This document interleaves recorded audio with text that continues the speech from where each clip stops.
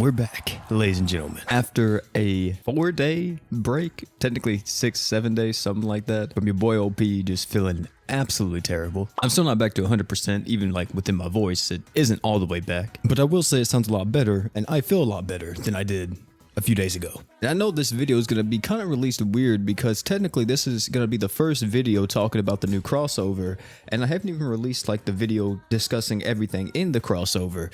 So yeah, I don't know if I'm even going to release that video. I have to see. It just depends on how I'm feeling.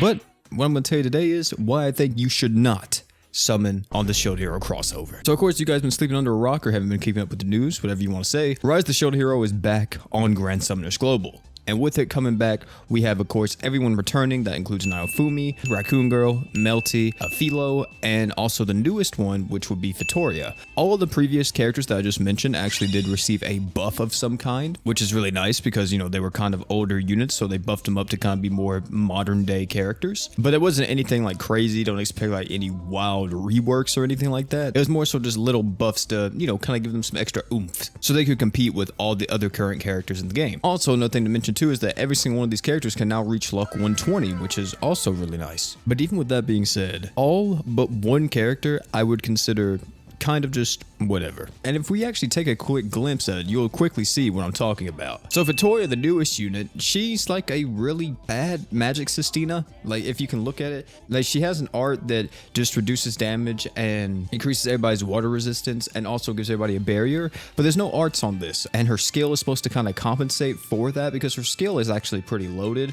I don't know what type of art gen type she is still. I think she's type E, maybe type B. I'd have to check into it. But I mean, I still would prefer, you know, the burst art gauge on the art. And then with the true art, it's just 100% crit buff to herself, and then she increases everybody's damage by 60% and extra 60% if you're fighting a giant boss. Good damage buffs, solid defense stuff, but I don't know, man. I just feel like that if you wanted someone that was a barrier and you already had Sistina, you know, there's no real reason for you to use Vitoria, I guess. And I feel like in most situations, Sistina will probably just be better. But then again, you know, she is more of a defensive unit. She's providing defensive buffs and everything like that. So maybe she'll have a place. But for right now, I'm not really vibing too much with Vitoria. And next we have Raccoon Girl.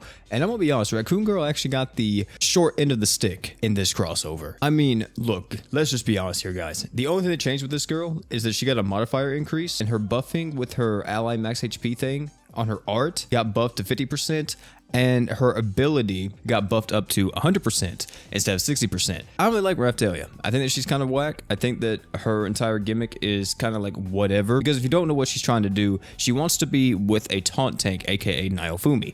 If you put her with a taunt tank, she'll get bonuses based on if the tank is taunting or not. Then she will also buff the taunt tank, like max HP and stuff like that. She's not good enough to be used in hard content, so she'll never really be used for that reason, just because, you know, it's kind of unoptimal. It's like, why use Raftalia and have to use a taunt tank whenever I could just use a nuke comp to clear something that I'm trying to fight right now? See what I mean? Next is Philo. Now, Philo is pretty good now, I want to say. She actually got some crazy buffs, like crazy damage buffs, so she's going to be hitting extremely hard now. And on top of that too, she also now is able to fill her own art gauge by an extra 2 arts when her HP is above 80% or more, which is also really nice. So yeah, if you want like the pure damage dealer from this crossover, that's Philo. Like, get Philo, load her up with some crazy buff and stuff. Also make sure you get her true weapon, because her true weapon actually gives her a 100% crit chance whenever you use her skill. Oh yeah, that's another thing we didn't even talk about. I forgot to mention all these characters have a true weapon. That's a thing too. Yeah, she's absolutely like the pure raw damage dealer of the crossover. That's pretty solid, but not groundbreaking, you know. And finally we get to Melty. Now Melty is the one that's actually completely stupid. The reason why Melty's so good is because she is like literally the dream nuking support unit, in the sense that she has a 5-star support slot. She has 5-star magic. Her true art actually got buffed, so now it lasts for 20 seconds, and also boosts everybody's damage to the enemy by 60%, which is the multiplicative debuff that Mako and Sistina applies. And she also got some other stuff, like her art duration actually got changed, and her attacks got buffed, and her art gen typing got changed from type B to type E, or as they call it in game, the crossover group, which there's nothing in game that tells you that. Like, GS, you need to fix your game. And then also his skill got reduced as well. But the reason why Melty is like insanely good now for nuking is because, for one, she's going to be a luck unit now. So that means that she has 2 crests.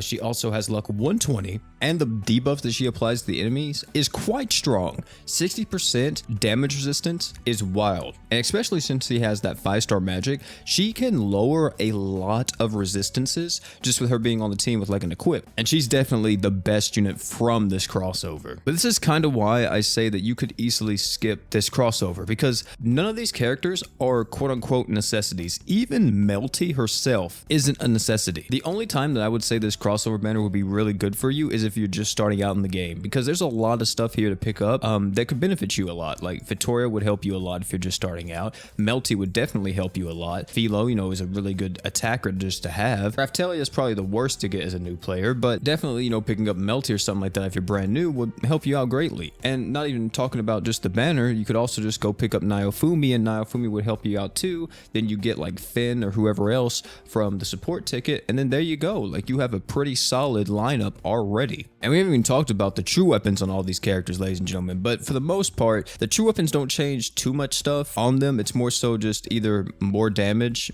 or more arts. That's pretty much it. So for me, I would say the banner itself, the character banner, is kind of a skip. If we look over at the equipment banner, I think there's only going to be one equip banner. I don't know if we're going to have multiple because I haven't looked into it, but I think there's only one equip banner too this time around. Hit that with a grain of salt because I'm not for sure on this. Out of all of the equips that we currently have shown off for this gacha equip summon, I think there's only like a few that stands out. One, Melty shoes, really great. You have water resist down and the magic resist down like we were talking about earlier. Very good for nuking. Melty's dress is also pretty solid. It's not like better than Malim's clothes from what I understand, which if you don't know, Malim's clothes is like the highest arts per second overtime art gauge in the game, if I'm not mistaken. But Melty's dress, you know, really good overtime AoE arch gen item if you don't have one. And then the 4-star physical, which is actually Raftelia's bracelet, is also really nice because this is an extremely strong 4-star defense that I actually use a lot. It reduces physical damage and it also increases your poison and disease resistance by 100%,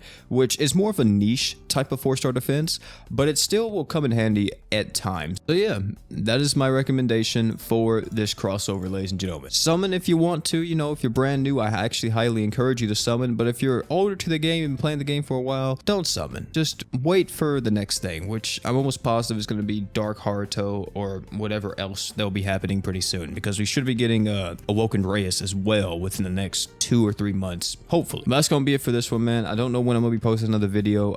It just depends on how I'm feeling, but hopefully I'll be able to get back on schedule really soon. Thank you all again for coming out though. It's been your boy OP. Don't forget to like, comment, subscribe for more. If you enjoyed this video, I highly recommend you check out either one of the videos popping up on your screen right now. Great content, guarantee you'll love them. And oh yeah, before you leave, don't forget to drink water.